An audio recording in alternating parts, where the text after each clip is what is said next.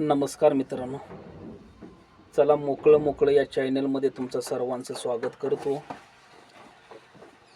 सध्या आपल्यासोबत सावळस गावचे रहिवासी आदरणीय रोहितजी सावळसकर आहेत आपल्यासोबत. त्यांनाही बरंच मोकळं या विषयावरती बोलायचं होतं. त्यानिमित्तानं आज आम्ही एक 2 मिनिटाची चर्चा करणार आहोत. त्या कार्यक्रमामध्ये ते उपस्थित राहिलेले आहेत. ते आता सध्या बाहेर कुठेतरी भाडे घेऊन आले होते. त्यानिमित्तानं आमची भेट झाली आणि चर्चेला आम्ही इथे बसलो.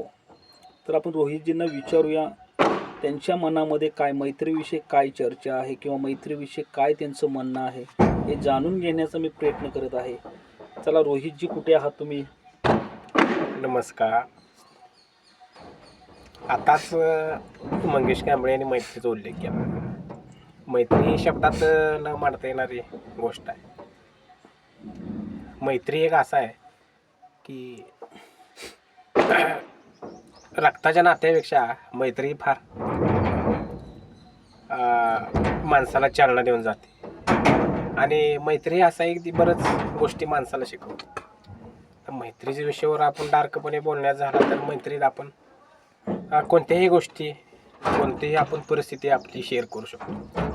ओके, चांगल्या गोष्ट आहे रोहितजी. तर भविष्यात तुम्ही मित्रांसाठी काय करू शकणार? मित्रांसाठी बरंच आपण वेगवेगळ्या योजना अच्छा, किंवा मित्रांना कोणत्या तर गोष्टीत आपण प्रोत्साहन देऊ शकतो, त्यांना प्रोत्साहित करू शकतो. अच्छा, ओके ओके ओके.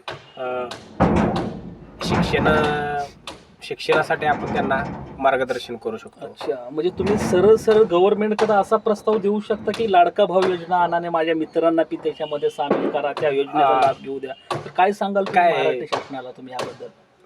मंगेशजी, काय विषय आहे की लाडकी बहीण खरंच योजना चांगली चालावी आणि खरंच लाडक्या बहिणीला याचा लाभ व्हावा आणि त्यांचं वैयक्तिक आयुष्य किंवा सामाजिक किंवा वेगवेगळ्या क्षेत्रात ओके ओके ओके ओके. आर्थिक सहाय्य त्यांना महाराष्ट्र शासनातर्फे होते. ही चांगली आनंदाची गोष्ट आहे. थांबवतो 1 मिनिट.